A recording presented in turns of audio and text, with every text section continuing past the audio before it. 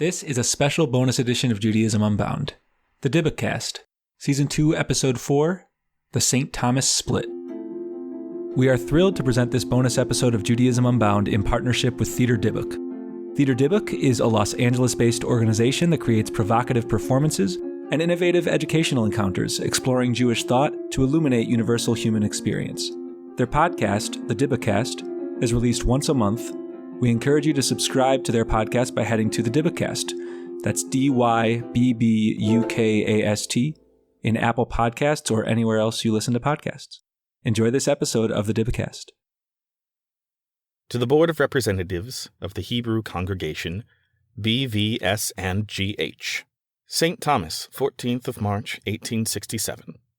The undersigned beg most respectfully to inform the Honorable Presidency that they cease to be from this day members of the Hebrew congregation in this island, and that it is their intention to establish a new congregation which will be conducted on the reform principles as observed by the British Jews, London. Most respectfully, signed, Jacob Lindo and 13 others.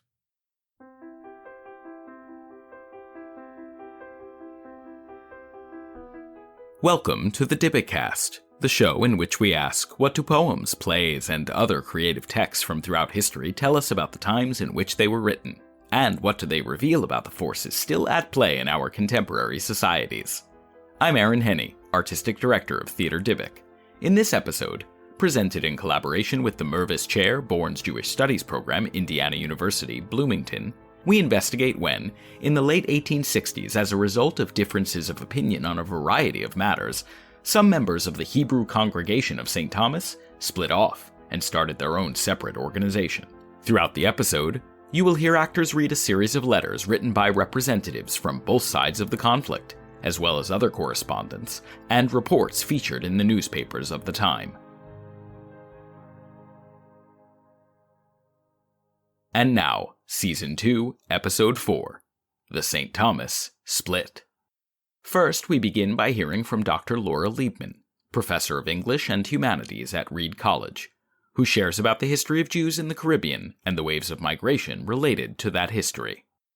Before the latter part of the 19th century, there's really three big waves of Jewish migration. The first one are people who don't even necessarily know they're Jews, who are descendants of forced converts who come to the Spanish and Portuguese colonies. The second wave are people who now are able to live openly as Jews, who maybe were also from Iberia, but went first to the Netherlands and Hamburg and London. And those people are coming to the colonies who are also Sephardic. And instead of going to the Spanish colonies, they're coming to the British and Dutch colonies, either in the Caribbean or in North America. The third wave that we get is this group of people who, starting in the 1840s, are really coming more from what we would now call Germany. And those are Ashkenazi Jews. It's not as if we didn't have Ashkenazi immigrants before that. We certainly do, but it's really that Sephardic Jews are the people in charge of the synagogues. Then starting in the 1840s, Ashkenazi Jews really take over the vast majority of them. One of the things that makes Jewish life in the colonies sort of a sweet spot for Jews and why they might want to go there is that in specific colonies, particularly those run by the Dutch and British, Jews will often have more freedoms than they do back in Europe. And that's really an attempt by the colonial powers to try and get Jews who they see as these important network agents in order to be interested in settling in their colonies. They're often not having huge plantations, but instead are involved in trade. So they're bringing in large amounts of goods to the islands and picking up whatever crops are being produced on the islands and then redistributing those around the Atlantic world. Now we will hear from Dr. Judah Cohen, the Lou and Sybil Mervis Professor of Jewish Culture and Professor of Musicology and Jewish Studies at Indiana University. He begins by discussing the history of Jewish life on St. Thomas.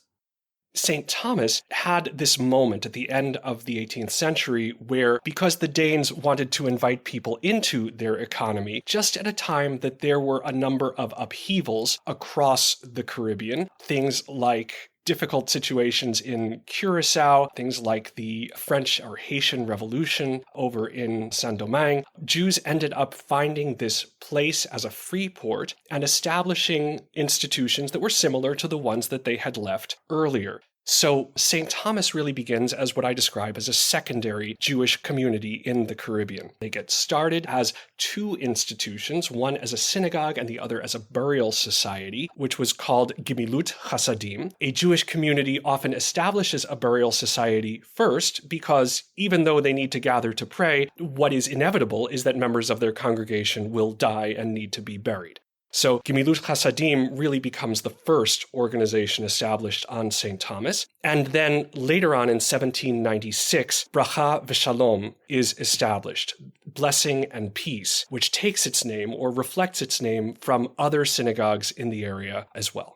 The two of them ultimately merge to get this very long name, Bracha v'Shalom u'Gemilut Chasadim. And then as a population, they set down a combination of bylaws. They start to grow over time as St. Thomas also begins to grow as a port. By the 1820s, they have themselves a really decent-looking synagogue.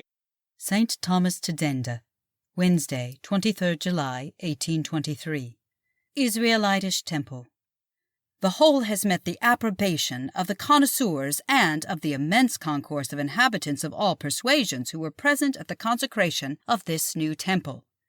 The influence of this enlightened age was remarkable in this family reunion.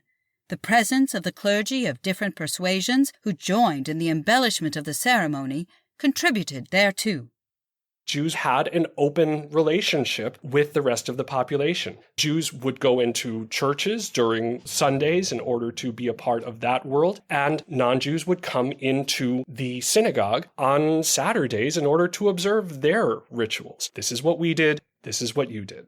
As we move forward in time, the 1830s or so really begins to see a kind of a prime period for the community on St. Thomas. It begins to be seen as a primary place for Jewish identity to really take root. It sits alongside other communities like those in Jamaica. There are several in Jamaica that are doing quite well, and Curacao, which remains the largest community at the time. And thus there is this very interesting interaction between all of these populations. Jews during this time period tended to have connections with other Jews in other ports. And this is what connects back to that early group of Jews that go to the Spanish colonies, that people tend to have family connections regardless of who's the governmental power controlling a particular island. So unlike the people in St. Thomas who would have connections with whoever was in charge of the government, Jews on the island would have connections with what's going on in British islands and what's going on in Dutch islands and what's going on in the Spanish American colonies and what's going on in Iberia and what's going on in London. They just have much better networks because of the places that they originally came from and because they tend to marry people within their own group. So during this early time period, we often see Jews in one port marrying off their children to somebody in another port in order to make sure that they have trading partners there. In the 1840s, outside preachers start to come to St. Thomas and assume the role of the rabbi. That is to say, the synagogue hires them in a rabbinic status. At the same time, by doing this, St. Thomas gains connections to Europe. And among the connections they gain to Europe are connections associated with reform, with changes that are taking place in Europe, and changes that will then affect the way that the St. Thomas population operates. So in the 1840s, there are two preachers that come to the island, both of whom create waves in interesting and different ways. One of them, whose name is Benjamin Cohen Carillon, comes from the Netherlands and has a kind of a German-style reform that goes along with it. The German reform, at least as Benjamin Cohen Carillon saw it, was one where rabbinic writings, such as the Talmud, were to be largely discarded, where theology would instead focus on biblical writings, a kind of a return to the roots, as the case would be. The Talmud, that book full of beauty, but also full of nonsense, was the only standard of the Israelites. And surrounded by the wall, which the rabbins have built around the everlasting citadel, the inestimable Word of God, they forgot the citadel itself, and thought only upon the surrounding wall. Spirit of Reform Among the Israelites by B.C. Carillon. That didn't necessarily sit very well with many of the folks on St. Thomas, although some were willing to try it. It led, though, to a schism within the congregation. That schism then opened up all kinds of very difficult situations between two populations, one of which wanted these reforms and wanted to modernize, another side of which wanted to stay with some sense of tradition. They wanted to do what they had been doing for a long time. This led eventually to Carillon leaving the congregation under an acrimonious circumstance. St. Thomas to Denda, Wednesday, 2nd October, 1844. Whatever may have been the party excitement in the outset of this ever-to-be-deplored schism, we sincerely hope the feelings of those concerned will in future assume a more rational and peaceable character, and that all parties may evince a disposition to bury in oblivion those feelings of acrimony and rancor with which they commenced the unfortunate affair. We notice that Reverend B.C. Carillon embarks on board the steamer Forth on his way to Kingston, Jamaica. We heartily wish the reverend gentleman a pleasant and prosperous voyage, and, particularly, a speedy and happy reunion with his family. A new preacher, whose name was Moses N. Nathan, coming from England, from London, was there for a couple of years to essentially try and heal the rift in that congregation. Moses Nathan really reflected a different kind of reform, a reform that was associated with the West London synagogue's approach to reform, which was somewhat more conservative and was able to really quite effectively link populations that identified as Sephardic and populations that identified as Ashkenazic. Thus, the congregation again found itself together in the late 1840s or so. By the 1860s, then, the synagogue had grown once again. They had built an additional building. They were thinking about expanding. And likewise, they were also thinking about where new to go. This is what leads us into the controversies that were associated with the 1860s and into a time that both reflected the St. Thomas Jewish population at its height and also in some ways at its greatest diversity. Synagogues often saw themselves as the center of Jewish life. As a result, they also felt that they could receive dues, or they could compel all Jews in the area to pay dues on a regular basis. That, of course, contributed to the life of the congregation and to its ability to operate. In 1865, there were a couple of people who decided that they really no longer wanted to contribute to the synagogue and in many ways had to justify their lack of contribution. There is an individual, his name is Morris B. Simmons. After the congregation tells him that he needs to pay his dues, he responds and says, "I'm sorry, I'm just not really interested," essentially. The synagogue gets rather upset about this and tries to appeal to not just Simmons, but also to the government as well, to say that everybody on the island who identifies as Jewish needs to contribute to the synagogue. M.B. Simmons claims that he is not actually Jewish. He has left Judaism, and therefore he doesn't need to contribute to the synagogue. To the Honorable Presidency for St. Thomas and St. John's, 31st October, 1865. Respecting Mr. Simmons' declaration to the sheriff that he is no more a Jew, this board does not feel itself authorized to admit such a declaration. For if every individual member of the congregation were, by such a simple formality, freed of his obligations, the result might lead to serious consequences, as we apprehend that other members might avail themselves of a similar plea to evade the payment of their taxes.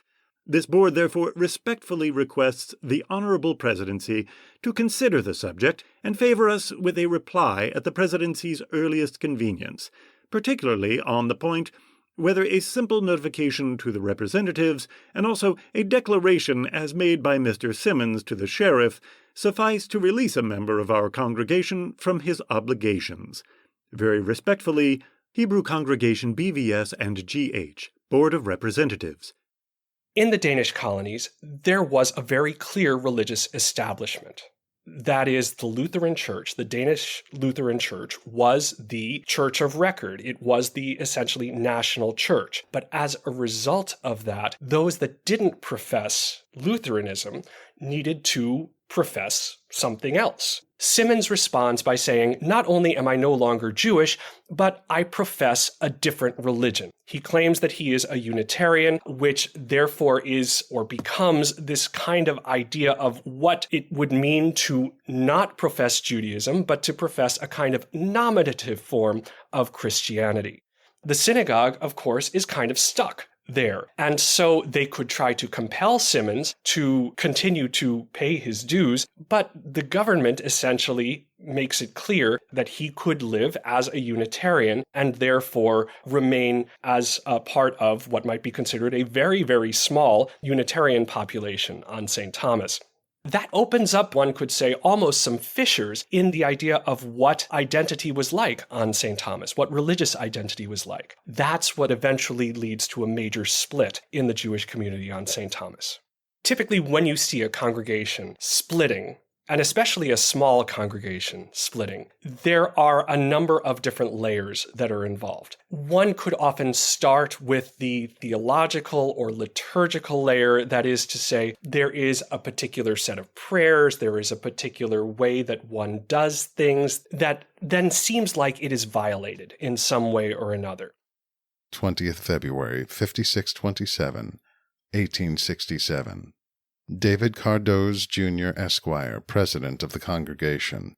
Sir, I have to bring under your notice that of the representatives the following circumstance constituting a violation of the synagogue laws, as set forth in Section 20, page 14.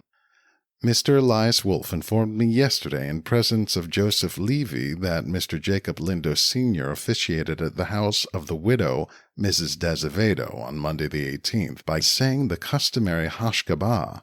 Such deliberate violations of the law in defiance of the constituted authority should be at once repressed, or else further irregularities will be the consequence. And I therefore lose no time in laying these facts before you that action must be taken by the board. I am, sir, most respectfully, your obedient servant, M. N. Nathan, Minister of Congregation.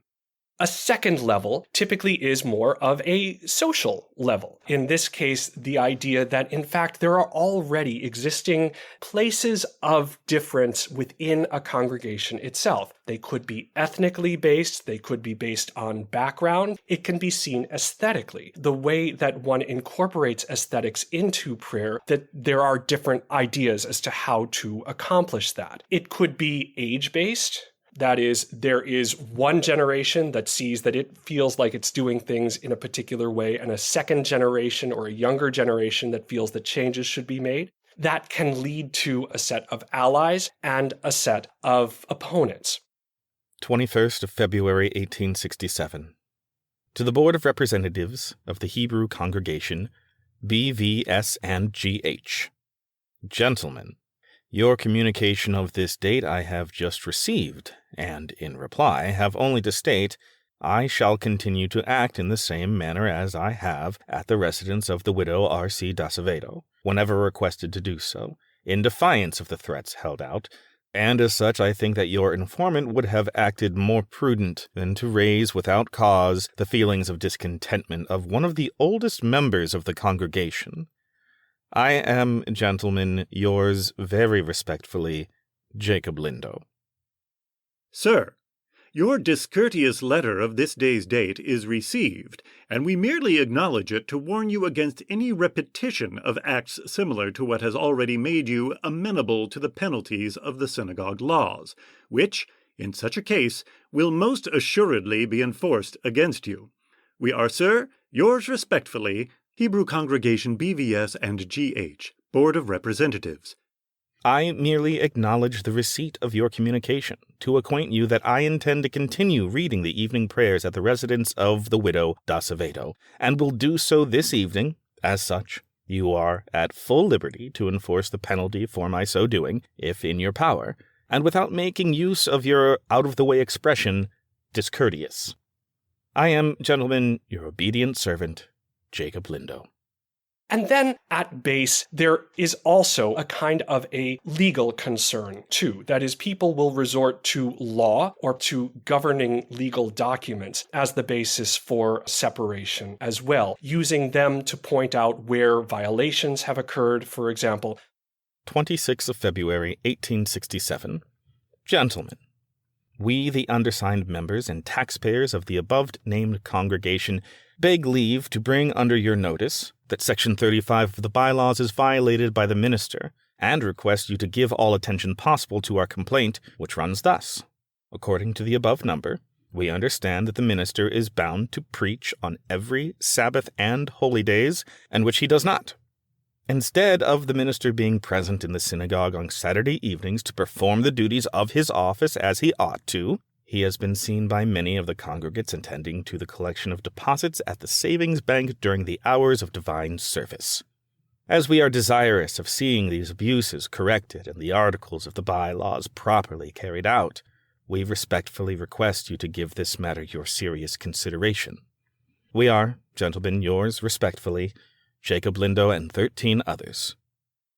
Gentlemen, at a special meeting of this board held on the 3rd instant, adjourned from the 27th ultimo, it was resolved that this board, after having heard the Reverend Mr. Nathan's vindication from the charges brought against him, unanimously agrees that the reverend gentleman has fulfilled all the duties of his office to the entire satisfaction of this board, and considers him entirely exonerated from said charges, he having in no way infringed the bylaws by which this congregation is governed. Respectfully, Hebrew Congregation BVS and GH, Board of Representatives. Gentlemen, we beg to notify you that in conformity with the communication which we addressed this day to the Honorable Presidency, we cease to be members of the above-named congregation. Respectfully, Jacob Lindo and 13 others. Now, there was a tension there. If the Danish colonial government would only recognize one Jewish religious body, and the Jewish population was so heterogeneous, how did this end up working? Well, after the split, the Jewish population in Bracha v'Shalom u'Gemilut Chasadim made a claim that they could be the only synagogue on the island. 1st April, 1867. Excellency, this board begs to notify to your Excellency that under date of 14th March AC, a communication was received signed by 14 members of this congregation notifying to this board that they ceased to be members of this congregation.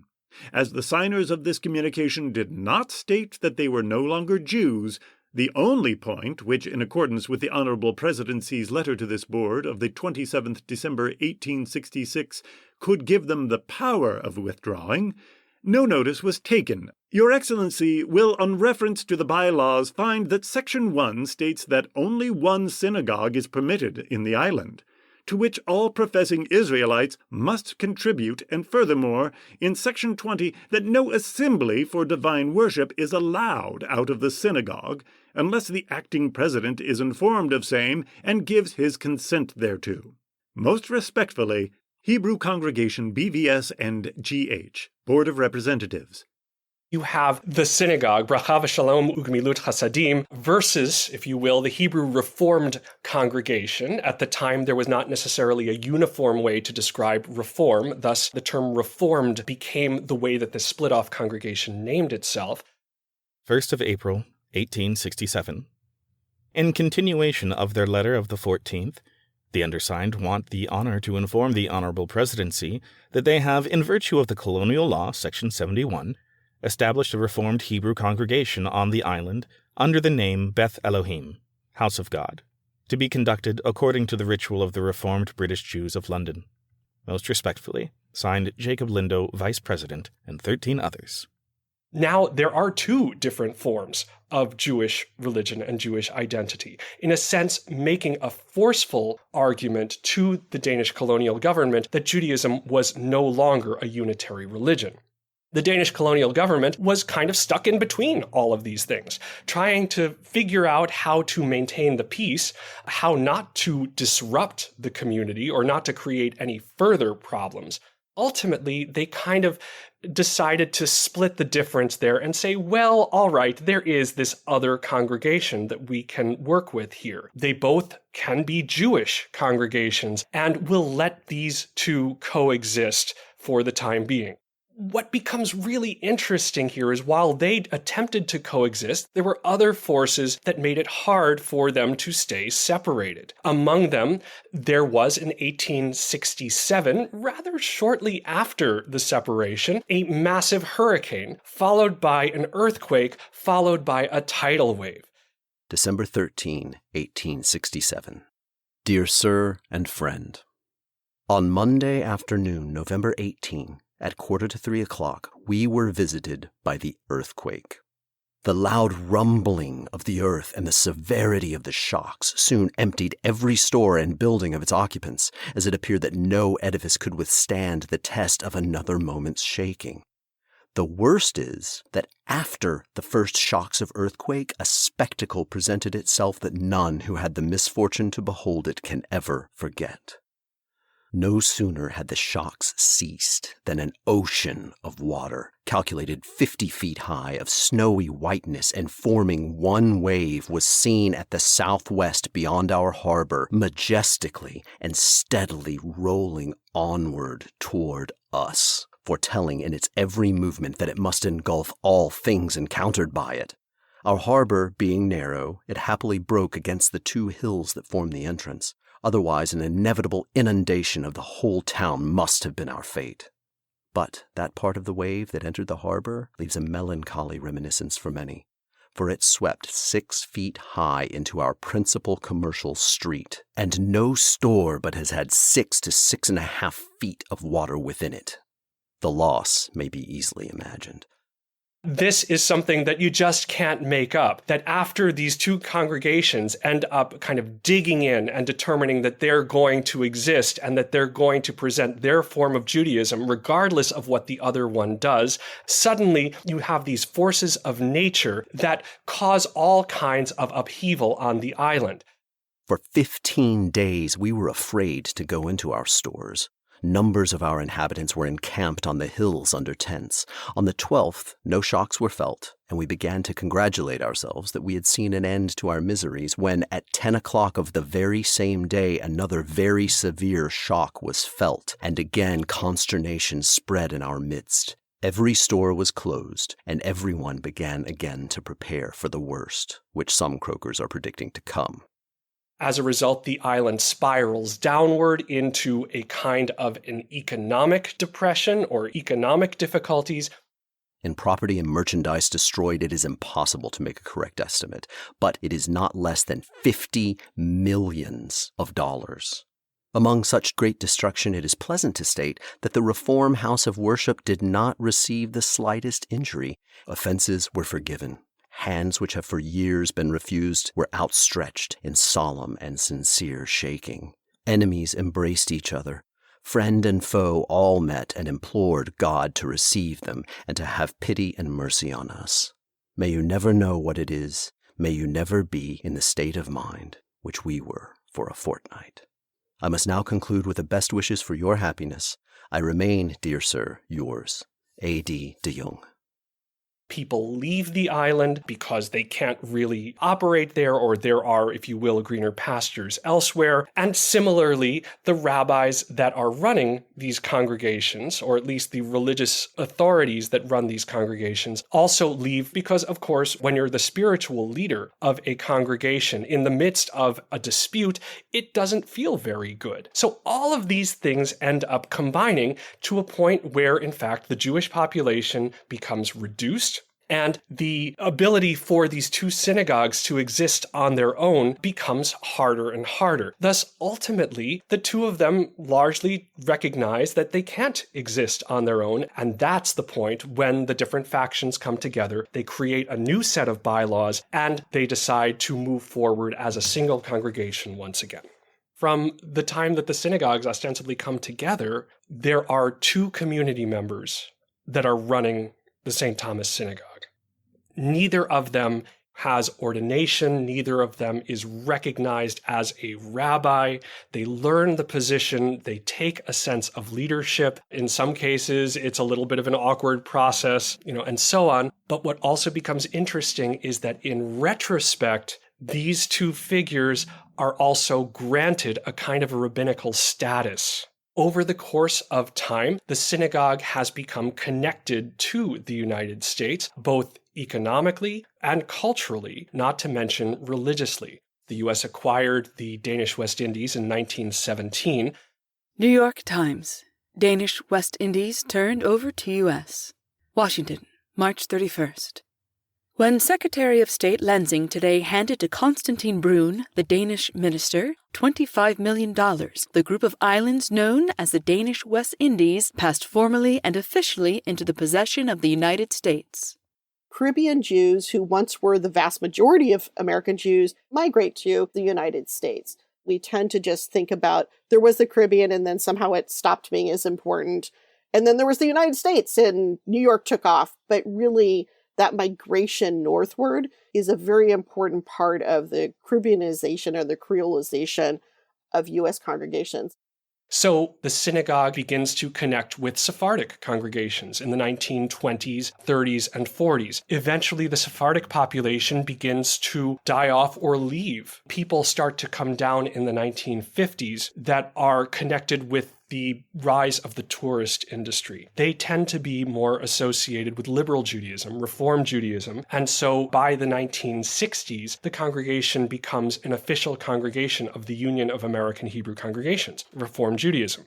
It also sees itself as connected with this long history and presents this long history as a core part of its identity. Thus, it's a space where occasionally you will find destination weddings or destination bar mitzvahs. But even so, there is this clear sense that we're talking about a local population, a very diverse population that is maintaining its Jewish identity in now the 21st century.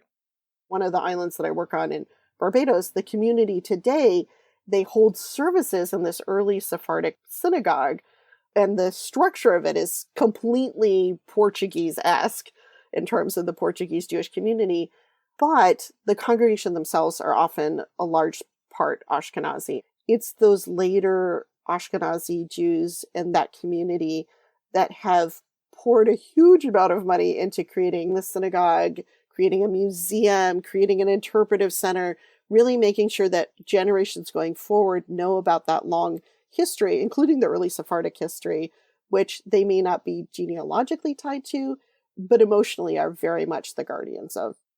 In the last few years, we have seen a Chabad Lubavitch appear on the island. So there's also now some negotiation here as well. Now, this doesn't come necessarily as a split like it did in the 1860s, but nonetheless, you do still see two kind of centers of Jewish gravity that continue to coexist. One of them in the center of town and one of them up on what is still described by some as Synagogue Hill.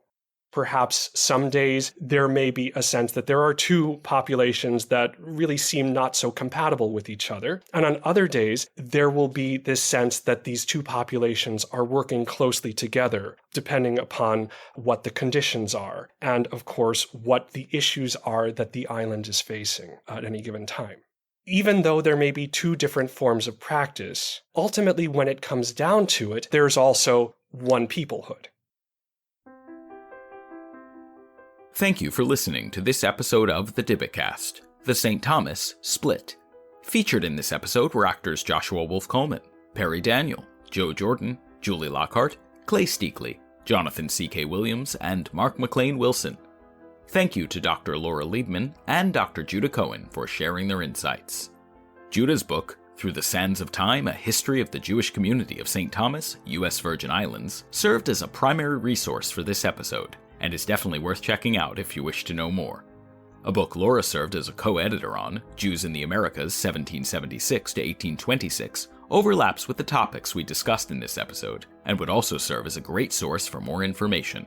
Our theme music is composed by Michael Skloff and produced by Sam K.S. Story editing is led by Julie Lockhart with support from me, Aaron Henney. The series is edited by Mark McLean Wilson. Please visit us at theaterdybbuk.org where you will find links to a wide variety of materials which expand upon the episode's explorations. And if you want to know more about Theater Dybbuk's work in general, please sign up for our mailing list on that same website on the contact page. This season of the Dybbukast is generously supported by a grant from Leibman Canfer Foundation for Living Torah. New episodes are available every second Friday of the month. This episode was presented in collaboration with the Mervis Chair, Bourne's Jewish Studies Program, Indiana University, Bloomington. The Dybbukast is produced by Theater Dybbuk. St. Thomas Tadenda, 29th August, 1869. The usual service was held at the synagogue of our Jewish fellow citizens adhering to the Portuguese form of service on Saturday, 28th current. At an appointed time, a discourse in English was delivered by Belgian counsel, Mr. Alfred Nunez, K.L., and which was worthy of attention. His subject was the late marriage of the Crown Prince of Denmark to the Crown Princess of Sweden, and, as the theme is a happy one, the speaker dwelt on it in glowing language. It is with pleasure we learn that the deputy of the Hebrew Reformed congregation was at the synagogue on the above occasion. We hope it will tend to cement that kind of feeling which we would rejoice to see between the two Mosaic congregations. For although they seek heaven through different roads, there is much in common between them.